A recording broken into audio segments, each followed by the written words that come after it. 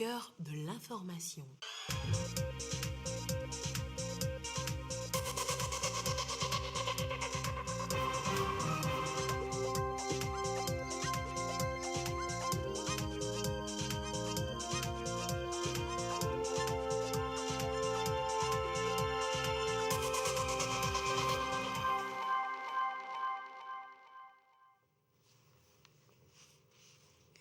Il est l'heure du journal sur la télévision togolaise. Madame, Monsieur, bonsoir. Et voici les titres de cette édition. Légère baisse des contaminations enregistrées ces derniers jours au Togo, mais la mobilisation pour la vaccination reste de mise. C'est la principale information du point de presse hebdomadaire de la coordination de la riposte contre la COVID-19. Les détails à découvrir dans cette édition.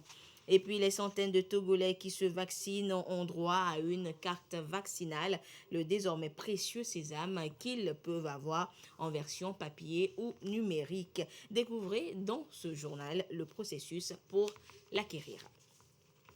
Voilà donc pour les titres. Le Conseil des ministres s'est réuni ce mercredi autour du chef de l'État Faure Sozimna Nyazingbe. Au menu, l'examen de 2 avant-projets de décret, un projet de décret et 7 communications. Les détails dans le compte rendu avec le ministre de la Communication, porte-parole du gouvernement, professeur Akoda Ayiwadan.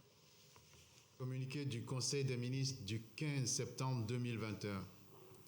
Le Conseil des ministres s'est réuni ce mercredi 15 septembre 2021 sous la présidence de son Excellence M. Faure Sozimna Nyazingbe, président de la République. Le Conseil a examiné 2 avant-projets de loi, un projet de décret et écouté 7 communications. Au titre des avant-projets de loi, le Conseil a examiné et adopté l'avant-projet de loi relatif au marché public. Intervenant dans un contexte d'amélioration constante du climat des affaires, ce texte permettra d'accélérer la mise en œuvre des projets d'investissement public au profit des populations. Plusieurs innovations ont été introduites, notamment la réduction des délais de passation globalement de 180 à 90 jours, l'obligation de la réservation d'une part des marchés aux PME-PMI ainsi qu'aux artisans, la réduction des délais de recours gracieux devant l'autorité de régulation, l'introduction de la dématérialisation des procédures sur l'ensemble de la chaîne de la commande publique, la conceptualisation des pratiques corruptives et l'établissement de violations commises par les agents publics inspirées du Code d'éthique. Le Conseil a examiné et adopté l'avant-projet de loi autorisant la ratification du traité portant création de l'Agence africaine du médicament, adopté le 11 février 2019 à Addis Abeba.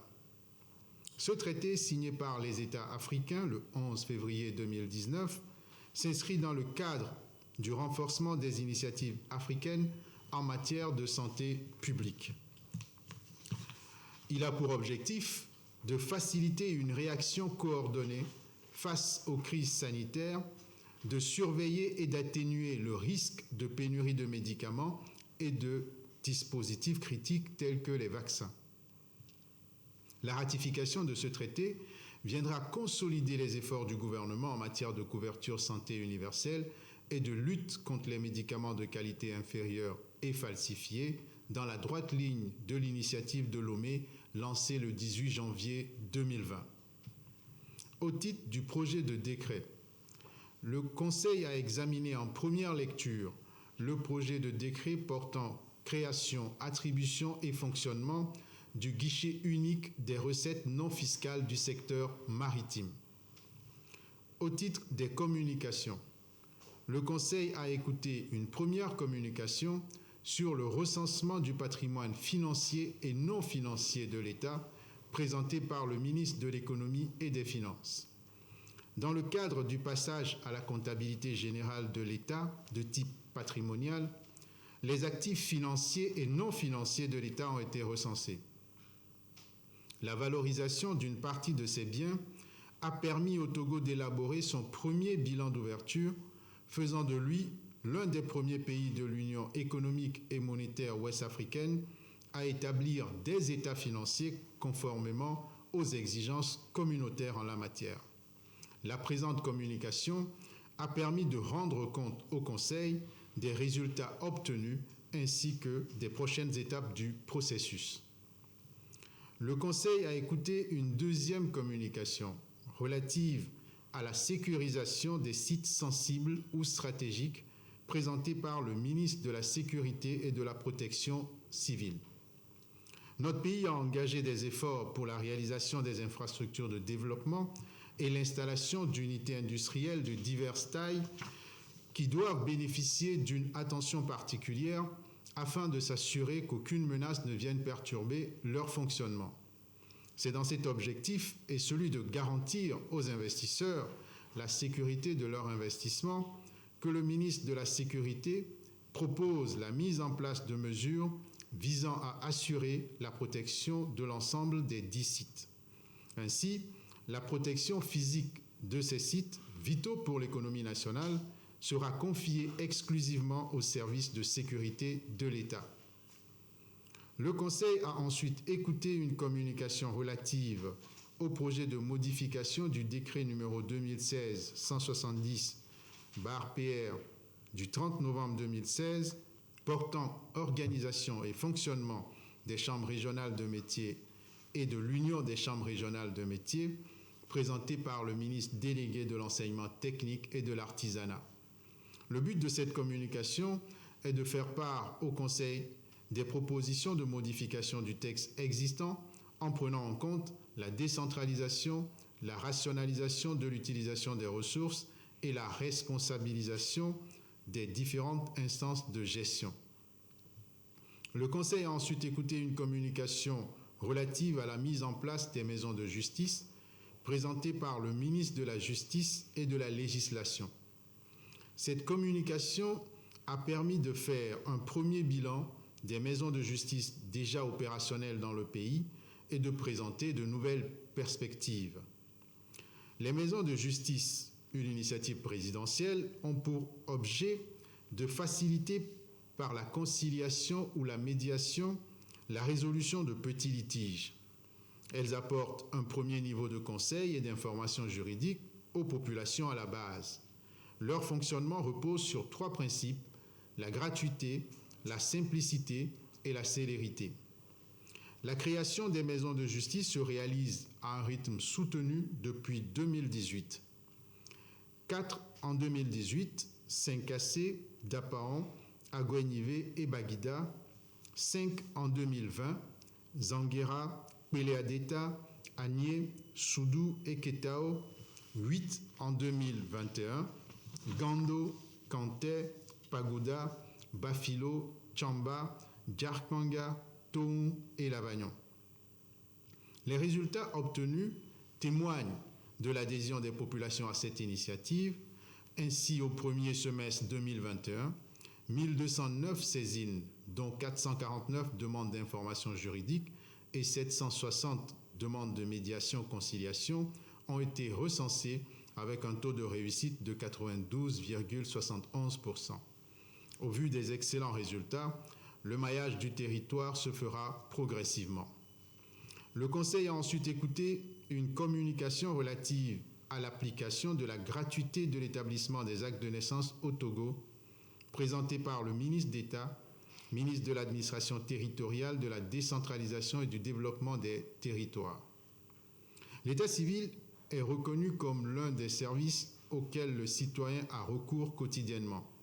Cette communication vise à proposer la prise en charge par l'État des frais d'établissement des actes de naissance au bénéfice des populations dans tous les centres d'état civil du pays.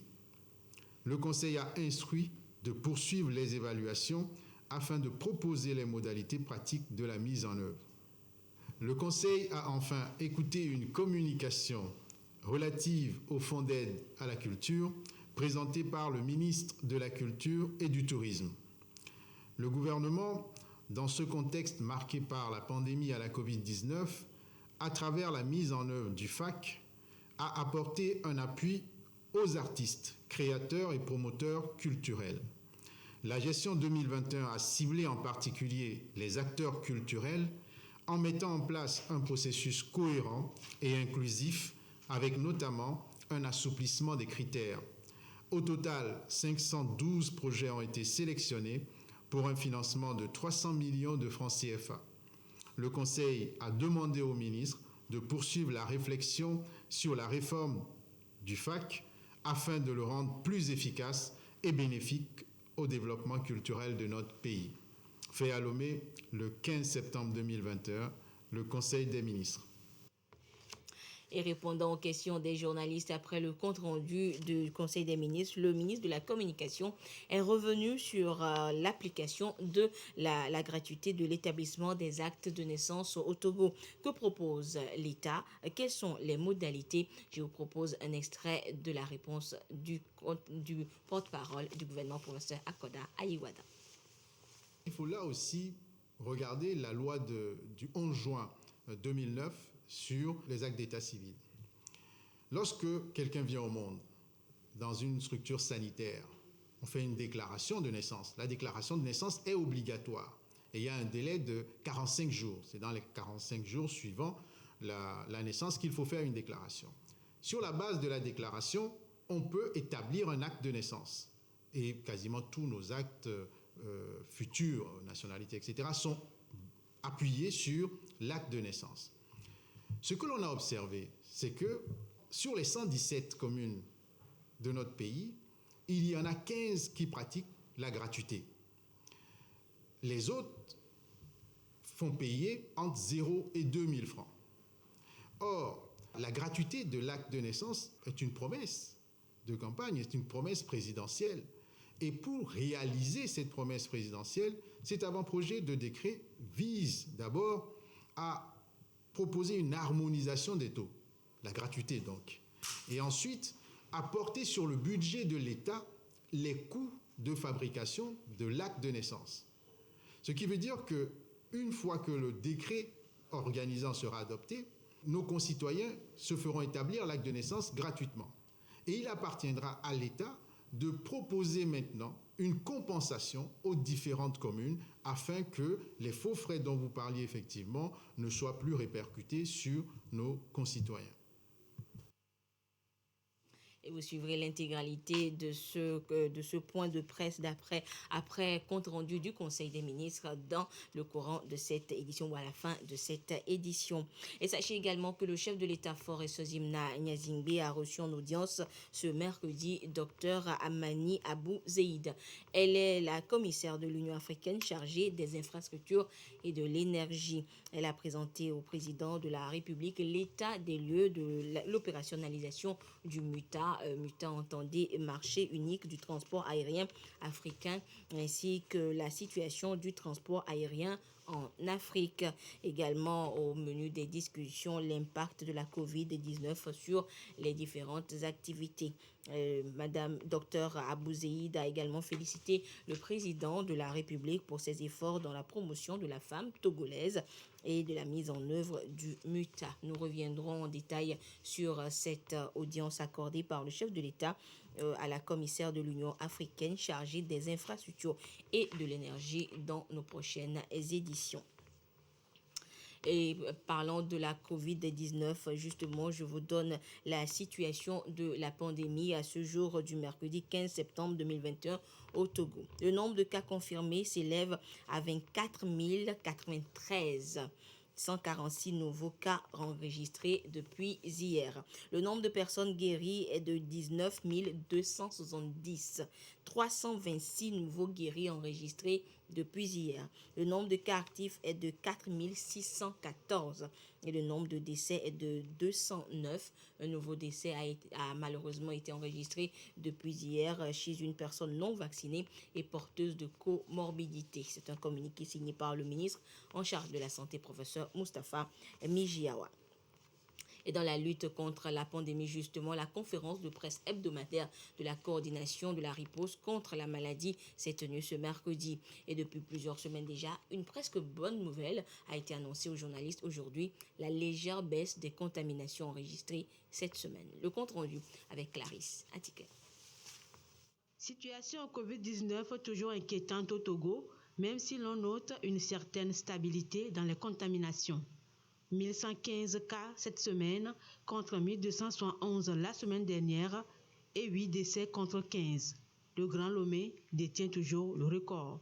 75 à 80%, c'est le Grand Lomé, mais les cas commencent par prendre de l'ampleur à l'intérieur du pays. La préfecture de Cloto, où cette semaine nous avons 39 cas contre 28 la semaine dernière et contre 50 la semaine d'avant. Les chiffres commencent par être très importants dans cette préfecture. La préfecture des Iors, 28 cas cette semaine contre 34 cas la semaine dernière et 25 cas la semaine d'avant. La préfecture de Yoto, nous avons 14 cas cette semaine contre 8 cas la semaine dernière. La préfecture de Vaud, nous avons 24 cas la semaine dernière contre 14 cas cette semaine. Et la préfecture des Lacs, nous avons 35 cas cette semaine contre 22 cas la semaine dernière et 48 cas la semaine d'avant. Aussi, cette semaine, nous avons la préfecture de Logou, 15 cas, Lavé, 19 cas, contre 23 la semaine dernière, Pelé, 18 cas, contre 15 cas la semaine dernière. Il y a le Bas-Mono, 19 cas, contre 17 cas la semaine dernière. Et le reste des autres préfectures, il y a toujours des cas, mais ces cas sont inférieurs à 10. Mais nous devons faire attention parce qu'un seul cas peut se multiplier par 10 ou par 20 en contaminant les autres. Les cas restent toujours élevés. Selon la coordination, les personnes décédées sont les non-vaccinés ou portant des comorbidités. Convaincus que la stabilité constatée dans les chiffres des contaminations est due à la vaccination, elle appelle les indécis à hâter le pas. Nous félicitons de l'engouement actuel pour le vaccin et nous encourageons ceux qui ne sont pas encore vaccinés de continuer par aller pour se faire vacciner. Les vaccins continueront par arriver. Cette semaine, nous avons reçu plus de 500 doses de vaccins de différentes sortes et les livraisons vont continuer par se poursuivre à la fois cette semaine et les semaines prochaines pour qu'on puisse continuellement avoir des doses et vacciner tout le monde. En attendant d'arriver à l'immunité collective, les mesures barrières et restrictives restent de rigueur.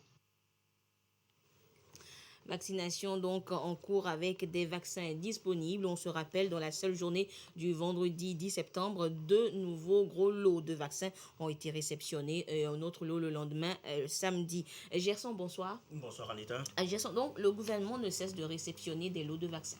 Oui Anita, petit rappel d'abord. Cela fait déjà 7 mois que le Togo a lancé sa campagne vaccinale. La toute première dose, rappelez-vous, c'était le 10 mars dernier, à la primature, avec l'image qui est restée dans les esprits collectifs, Madame le Premier ministre, avec quelques membres du gouvernement qui se faisaient piquer au bras gauche pour donner le top départ et inciter les Togolais à se faire vacciner contre le Covid-19. Et depuis ce jour, l'effort du gouvernement pour rendre le vaccin disponible, cet effort est resté inlassable. À ce jour, ce sont en tout 4 millions de doses de vaccins que notre pays aura commandé. C'est ce qu'a indiqué hier le Premier ministre devant les députés. 4 millions de doses de vaccins, cela correspond aux 60% de la population. Synonyme, si cela est fait, est collective, est synonyme d'immunité collective.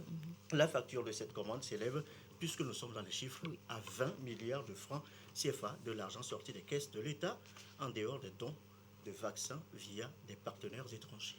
Alors, Gerson, on constate que depuis les dernières mesures prises par le gouvernement, les centres de vaccination entre-temps déserts se remplissent désormais.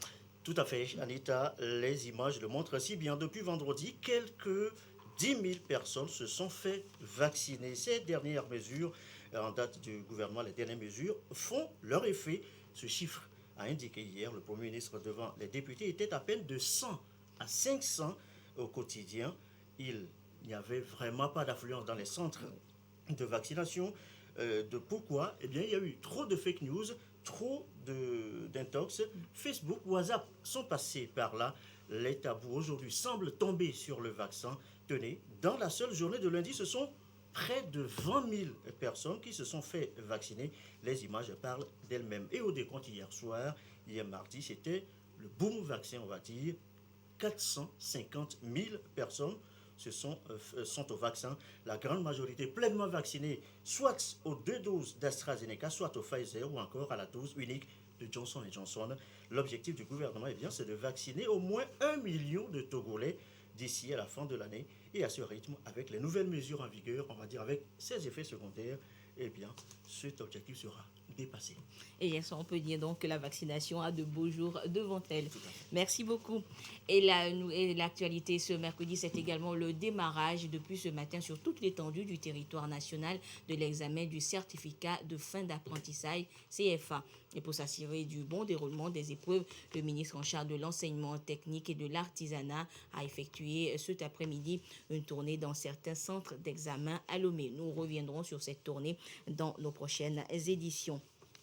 Et hors du Togo, en bref, sachez que 450 soldats du contingent gabonais sont renvoyés de la mission onusienne de maintien de la paix en Centrafrique. Ce renvoi fait suite aux accusations d'exploitation et d'abus sexuels. Et présent en RCA depuis 2004, le contingent gabonais est régulièrement accusé de tels actes. Et il faut rappeler que d'autres contingents, d'autres nationalités comme burundaises, congolaises, avaient déjà quitté la mission pour des accusations similaires. En page nationale, sachez que c'est demain que s'ouvre la 4e édition de la conférence internationale sur l'entrepreneuriat social. Le thème retenu cette fois est entrepreneuriat social, levier d'action pour dynamiser la création d'emplois dans les collectivités locales. C'est depuis 2018 que le Togo abrite une telle conférence et plusieurs lauréats ont déjà reçu leur prix et ils s'expriment ce soir au micro de Carmen Madji. Rachida Chou est diplômée en gestion des entreprises. En 2016, elle s'est lancée dans l'événementiel et a créé sa propre entreprise dénommée Nika Event. En 2019, Rachida a participé à la 2e édition de la conférence internationale sur l'entrepreneuriat social et a été lauréate du programme de mentorship coordonné par l'ambassade des États-Unis au Togo et EcoBank Transnational Incorporated ETI. Nous avions bénéficié vraiment d'un parcours de formation avec l'ambassade des États-Unis. Après, il y a eu aussi un parcours avec EcoBank ETI. Il y a eu des séances de coaching présentiel pendant une semaine. On avait nos mentors, ça m'a personnellement aussi aidé. Mais après, il y avait des voyages de prévus, des voyages d'immersion de prévus en France et aux États-Unis. Et la crise arriva.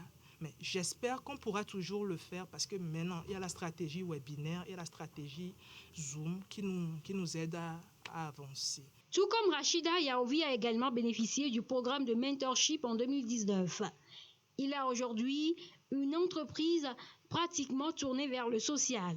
Il forme et emploie des jeunes encadreurs agricoles. Cette formation nous a permis de réorienter nos objectifs de formation et qui s'attaquent aux problèmes réels de la société. Étant donné que Ternova est un centre de formation et accompagnement de ceux qui, par exemple, veulent entreprendre dans l'agriculture, on s'intéressait plus aux personnes qui avaient peu d'argent, qui pouvaient entreprendre facilement dans l'agriculture. Avec le programme de CERES, nous avons aujourd'hui élaboré et mis en place notre programme qui est plus destiné aux petits exploitants agricoles. Parce que l'anomalie climatique qui entraînant les raretés des pluies ne permet plus aujourd'hui aux petits exploitants agricoles de pouvoir avoir une bonne production agricole pour pouvoir subvenir à leurs besoins. L'édition 2021 de cette conférence, c'est pour les 16 et 17 septembre prochains. Une édition qui sera particulièrement consacrée au développement des collectivités locales. D'éminentes personnalités nationales et étrangères,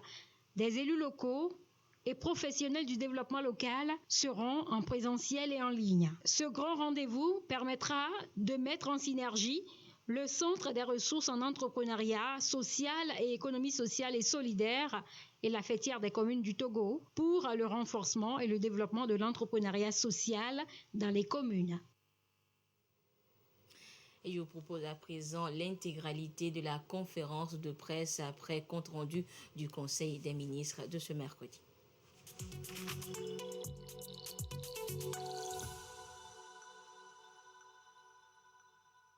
Bonjour Monsieur le Ministre. Bonjour. Je m'appelle Eric Gatton de Radio Taxi FM Lomé. En question, que vise en des termes clairs le gouvernement togolais à terme dans la ratification du traité de création de l'agence de médicaments? Merci. En proposant la ratification de ce traité qui vise à créer une agence des médicaments à l'échelle africaine, le gouvernement voudrait d'abord affirmer sa solidarité à une telle initiative, une initiative africaine qui, dans son but premier, vise à doter l'Afrique d'instruments réglementaires comme d'instruments matériels pouvant lui permettre non seulement de faire face, par exemple, à une crise comme celle de la Covid-19 de façon coordonnée, mais aussi de travailler à des réponses collectives, notamment dans la mise à disposition de médicaments, dans la fabrication de médicaments, dans la mise à disposition de médicaments, dans la recherche en matière de sciences, en matière sanitaire de façon globale et en matière de conseil. Donc, notre pays, en proposant la ratification d'un tel texte, voudrait tout simplement arrimer la recherche de couverture sanitaire universelle dans notre pays à une telle initiative qui est une initiative globale. Donc aujourd'hui, au regard de ce qui est fait chez nous, il est particulièrement cohérent d'adhérer à cette initiative. Alors, parallèlement à ça, Monsieur le ministre, au début de la pandémie à coronavirus, l'Université de Lomé a mis en place une commission ad hoc pour la recherche des stimulo-immunisants et la recherche sur les molécules actives à base de plantes.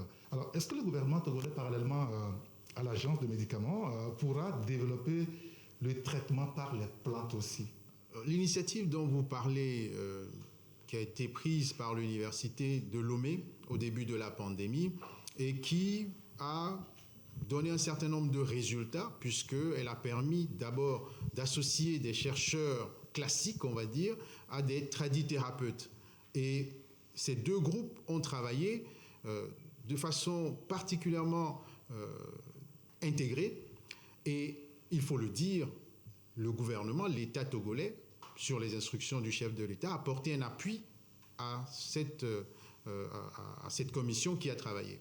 Donc, pendant la pandémie, on l'a vu, ce groupe de chercheurs a émis un certain nombre d'idées, notamment des plantes à conseiller à nos concitoyens pour renforcer leur immunité, mais aussi à proposer des solutions. Ces solutions ont été étudiées par les chercheurs de l'université et les discussions se poursuivent pour avancer dans, pas la découverte, mais en tout cas la proposition de solutions finales pouvant aider à, pas à guérir la COVID-19, mais en tout cas à continuer à renforcer le système immunitaire de nos concitoyens. Donc pour nous aujourd'hui, ce travail doit se poursuivre parce que l'État crée le cadre depuis quelques années maintenant pour faire la place aux phytomédicaments. Et le travail qu'a proposé l'Université de Lomé est appelé à s'étendre, ou en tout cas à s'accroître, pour que l'on puisse potentiellement s'appuyer sur ces solutions qui sont des solutions de chez nous, qui ont fait leur preuve sur certaines pathologies et dont on doit essayer d'en tirer le meilleur parti sur les nouvelles pathologies. Bonjour Monsieur le ministre, je m'appelle Mendeweke Augustin Sizing, journal Écho du pays. Je voudrais m'intéresser beaucoup plus au fonds d'aide à la culture. La sélection des projets à financer, ça se fait pour répondre à un critère de nombre ou ça se fait en regardant l'impact et la finalité du projet sur l'économie nationale? La sélection des projets sur le fonds d'aide à la culture cette année s'est réalisée dans un contexte particulier. Et parce que cette sélection s'est réalisée dans un contexte particulier, effectivement, les règles qui ont présidé à cette sélection ont été adaptées à cette situation particulière. Ce qu'il faut dire, c'est qu'évidemment, l'élément principal, l'élément primordial du choix, c'est la qualité du projet. Mais au-delà de la qualité du projet, c'est aussi l'intégration du projet dans notre tissu socio-économique. Et dans la sélection, l'on a d'abord privilégié ces deux éléments, mais il a été recherché un élargissement pour que nos artistes nos acteurs du monde culturel qui ont été fortement impactés par la pandémie puissent, d'une façon ou d'une autre, être intéressés par la dotation de cette année. Mais la qualité n'a pas été sacrifiée. Au contraire, l'on a édicté de nouvelles règles pour que les artistes puissent participer et être sélectionnés. Il a par exemple été demandé aux artistes de se mettre ensemble pour renforcer la qualité de leurs propositions. Il a par exemple été écarté les acteurs qui ne sont pas directement du monde culturel, mais qui par le passé pouvaient bénéficier du Fonds d'aide à la culture parce qu'ils arrivaient à proposer des projets cohérents. Donc, cette année en particulier, sans dénaturer les règles primaires de sélection, il a été mis un accent sur l'inclusion du maximum d'acteurs du monde de la culture. Monsieur le ministre, ma deuxième question est relative aux chambres régionales de métiers. J'imagine que le gouvernement évalue sérieusement l'impact de ces chambres régionales de métiers sur l'économie nationale. Sinon, je me posais la question de savoir pourquoi une nouvelle réorganisation et un nouveau fonctionnement pour ces chambres régionales de métiers. Et je voudrais vous rassurer, le gouvernement procède à cette évaluation avant de proposer une réorganisation du texte. Alors, il faut partir de 2012. 2012, il y a une loi portant Code de l'artisanat. La loi est opérationnalisée par un décret en 2016. Mais à l'époque, il y a eu la création des chambres régionales des métiers, l'union des chambres régionales des métiers. Mais à l'époque, si nous prenons Lomé par exemple, on avait Lomé, commune de Lomé, plus des arrondissements. Aujourd'hui, on a un district autonome à Lomé, plus des communes. Il y a eu entre-temps la loi sur la décentralisation. Il y a eu des élections qui ont entraîné une réorganisation spatiale. Et cette réorganisation spatiale impacte l'organisation même des chambres régionales de métiers. Ça, c'est un premier élément. Mais depuis 2016, il y a également eu un fonctionnement au sein des chambres régionales de métiers. Et ce fonctionnement-là a révélé un certain nombre de difficultés. Des difficultés d'ordre matériel, des difficultés en termes de ressources humaines. Et toutes ces difficultés-là gagnaient à être corrigées pour rendre finalement les chambres régionales de métiers et l'union même des chambres régionales de métiers plus efficaces. Il fallait réadapter l'organisation sur le modèle de la décentralisation que nous avons.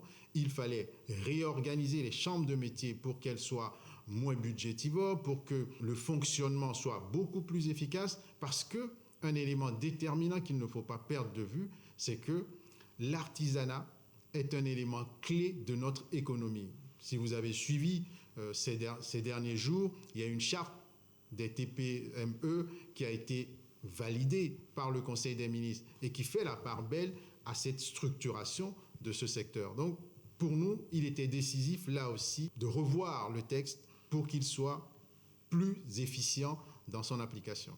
Bonjour, Monsieur le ministre. Je m'appelle Franck Nankpo du site d'information manationtogo.com. La mesure attribuant 25% des marchés publics aux jeunes et aux femmes pourrait-elle devenir pérenne? L'avant-projet de loi qui a été adopté en Conseil des ministres aujourd'hui a intégré un certain nombre d'innovations. Il faut peut-être là aussi revoir le cadre. Les marchés publics sont un outil que l'État utilise pour contractualiser dans les conditions les plus efficientes possibles. Et le chef de l'État avait instruit récemment pour qu'une part de ces marchés soit réservée à cette frange de la population. Aujourd'hui, l'avant-projet de loi permet d'inscrire dans le marbre cette disposition et même de l'étendre. Donc la pérennisation est assurée par le jeu de cet avant-projet de loi. Monsieur le ministre, est-ce qu'on peut dire aujourd'hui que tous les goulots d'étranglement à la jouissance de cette mesure par les bénéficiaires sont levés, sachant que les jeunes continuent de se plaindre de n'avoir jamais été consultés? Est-ce qu'on peut estimer que tous les goulots d'étranglement ont été levés? L'analyse doit être double, parce que les goulots d'étranglement dont on parle, il y en a autant du côté des autorités contractantes, il y en a autant du côté des soumissionnaires, donc des jeunes entrepreneurs. Et du côté de l'État, aujourd'hui, les seuils, par exemple, vont être abaissés pour faciliter l'intégration de ces jeunes entreprises dans le lot des soumissionnaires. Donc, un certain nombre de leviers ont été actionnés en faveur de ces jeunes entrepreneurs. Mais n'oublions pas qu'il faut aussi que les jeunes entrepreneurs remplissent un certain nombre de conditions pour pouvoir soumissionner sur ces marchés-là. Donc, je pense qu'aujourd'hui, l'État fait sa part et il appartient aux jeunes entrepreneurs aussi de faire le nécessaire en termes de délai d'exécution, en termes de qualité d'exécution pour pouvoir être éligible à ces marchés. Qu'est-ce qui explique aujourd'hui que l'État veuille sécuriser ces sites? Est-ce qu'il y a un lien entre cela et le flux de terrorisme qui sévit aujourd'hui dans plusieurs pays de la sous-région ouest-africaine? Les sites dits stratégiques et sensibles sont des sites, pour certains, qui étaient déjà sécurisés par l'État. La mesure qui est proposée aujourd'hui, c'est d'étendre la sécurisation aux autres sites. Parce que, entre-temps, notre pays connaît un développement de ces infrastructures, des infrastructures stratégiques et d'autres sensibles, et il est nécessaire pour notre pays d'assurer la sécurité de ces infrastructures parce que, d'abord, notre économie dépend de la plupart de ces infrastructures. Vous prenez par exemple une unité de fabrication de farine de blé. S'il arrivait qu'une telle unité soit paralysée pour une raison ou pour une autre, l'économie sera en difficulté. Alors effectivement, il ne faut pas perdre de vue aussi qu'il y a des menaces qui sont extérieures et que ces menaces-là, même si elles ne sont pas notre lot quotidien aujourd'hui, ne sont pas très éloignées de nous. Donc il y a là aussi une justification à une telle mesure. Mais n'oublions pas que nous sommes un pays qui a pour ambition d'attirer le maximum d'investisseurs. Et ce qui attire l'investisseur, c'est la sécurité, au sens le plus complet du terme. La sécurité juridique, la sécurité physique et puis la sécurité sanitaire. Donc pour nous, pouvoir créer toutes ces conditions pour que les investisseurs puissent se sentir en sécurité chez nous et investir dans de bonnes conditions semble un impératif. Monsieur le ministre, le Conseil a également traité du projet de mise en place des maisons de justice. Alors, je voudrais savoir quel est le mécanisme de fonctionnement de ces maisons et quels sont les acteurs qui animent ces maisons. Les maisons de justice constituent des structures de proximité. Des structures de proximité, nous avons même utilisé le mot refuge, constituent des refuges. Ces structures de proximité ne sont pas des juridictions. Aussi, vous ne trouverez pas dans les maisons de justice des juges. Vous trouverez dans des maisons de justice un médiateur conciliateur, par exemple, qui peut être un ancien magistrat, un avocat, ou en tout cas quelqu'un qui connaît les règles de droit. Vous trouverez un assistant juridique. Vous trouverez un ou une secrétaire de direction et un agent d'appui. Structurellement, il y a 4 personnes qui pilotent la maison de justice. Et la maison de justice a pour vocation de proposer des solutions aux tout petits litiges. Aux petits litiges qui peuvent être des litiges de voisinage, qui peuvent être des litiges sur le foncier, qui peuvent être des litiges sur un recouvrement de créances, avec pour objectif d'apaiser les relations entre les litigants, en tout cas les protagonistes au litige. C'est une procédure qui est gratuite. Elle est gratuite et aujourd'hui, elle brille par sa simplicité et sa célérité. On l'a vu, les taux de réussite des médiations, conciliations avoisinent les 92-93%. Et les populations à la base peuvent également obtenir de l'information juridique auprès des maisons de justice. Autrement dit, dans les maisons de justice, l'on conseille également les populations, on peut les orienter vers les juridictions si cela s'impose, on peut aussi les orienter ailleurs. En tout cas, en matière de conseil juridique, on peut les satisfaire dans les maisons de justice. Mais est-ce qu'aujourd'hui, on peut dire que cet objectif est atteint, sachant que les tribunaux crôlent toujours sur le poids des dossiers? Quels sont les critères qui ont prévalu au choix de ces zones qui abritent ces maisons de justice? Alors, sur les maisons de justice, je pense qu'il faut inviter d'abord vous, les spécialistes des médias, à y faire une visite. Parce que le fonctionnement est édifiant. Donc, je vous invite à y faire un tour. Je pense que votre connaissance des maisons de justice sera complète après un tour comme celui-là. Maintenant, pour ce qui est déjà des critères de maillage du territoire en termes d'implantation des maisons de justice, en réalité, il y a d'abord un premier critère qui est celui de l'éloignement des localités des juridictions traditionnelles. Ça, c'est un premier critère. Il y a un critère démographique qui n'est pas négligeable, mais il y a aussi un critère d'indice de pauvreté. Et ces critères-là, corrélés avec d'autres, permettent d'identifier des lieux sur le territoire où l'on peut implanter des maisons de justice. Ce qu'il faut savoir, c'est qu'aujourd'hui, dans toutes les régions, il y a une maison de justice. Et l'objectif, qui est un objectif atteignable, est d'en implanter dans toutes les préfectures du Togo. C'est un objectif qui est en train d'être déroulé. Quand vous regardez la cadence, en 2018, il y en a eu 4, en 2020, il y en a eu 5, en 2021, il y en a 8. Je pense que nous pourrions, dans un délai relativement court, mailler complètement le territoire avec les maisons de justice. Maintenant, pour ce qui est du décongestionnement des tribunaux par le biais des maisons de justice, moi, il me semble que les deux ne sont pas liés. Sur les tribunaux ou sur les juridictions de façon générale, l'engorgement était un phénomène structurel. L'engorgement existait déjà. Il y a un stock de litiges qui, petit à petit, va certainement, en tout cas, s'écouler pour qu'on puisse avoir des tribunaux qui sont moins engorgés. Mais les maisons de justice, aujourd'hui, permettent à tout le moins de ne pas ajouter à cet engorgement structurel. C'est-à-dire qu'on a au moins 1 millier de petits litiges qui ne se retrouvent pas devant les juges. Il n'est pas faux de penser qu'aujourd'hui, il y a certains de nos compatriotes qui continuent à aller devant les juges avec certains petits litiges. Mais les juges ont la possibilité de les réorienter vers les maisons de justice. Donc moi, il me semble qu'il faut encore un petit temps pour pouvoir observer l'impact en termes de désengorgement des maisons de justice sur les tribunaux. Pourquoi est-ce que le gouvernement togolais juge opportun aujourd'hui de recenser le patrimoine de l'État? Le patrimoine de l'État est connu, ou en tout cas, l'État a un patrimoine. Alors, vous savez, le patrimoine, c'est ce que nous avons en termes d'actifs et de passifs.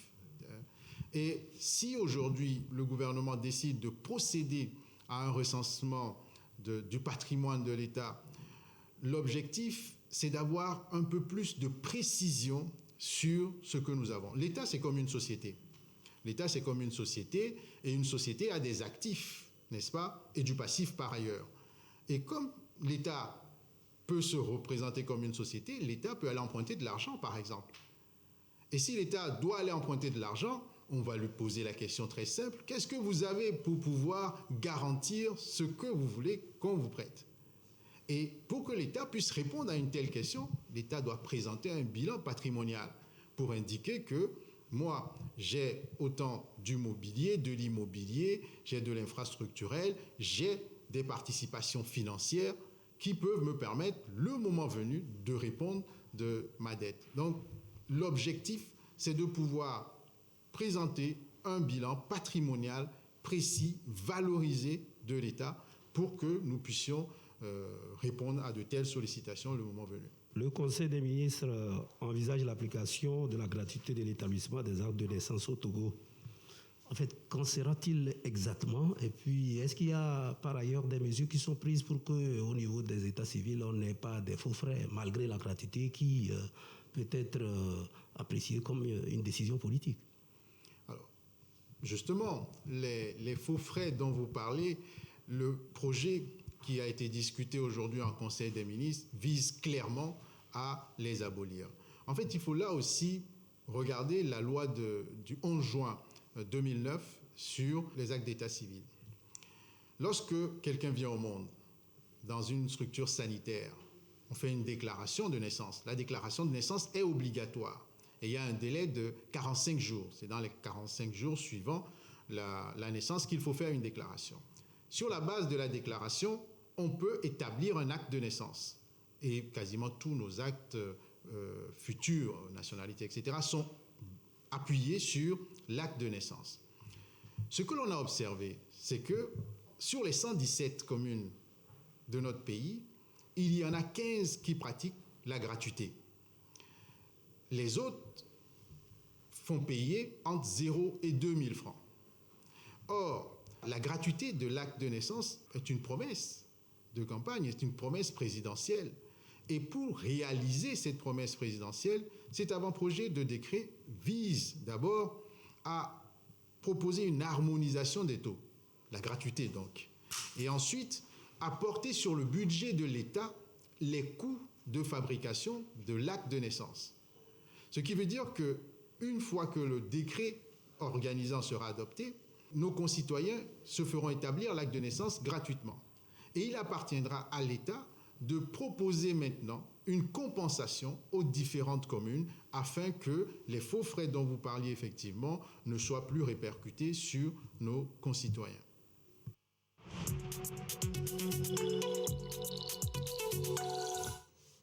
Et voilà, ainsi se referme cette édition, quelque peu longue. L'actualité du Conseil des ministres oblige. Merci de votre fidélité à la télévision togolaise. Excellente suite de nos programmes. Au revoir.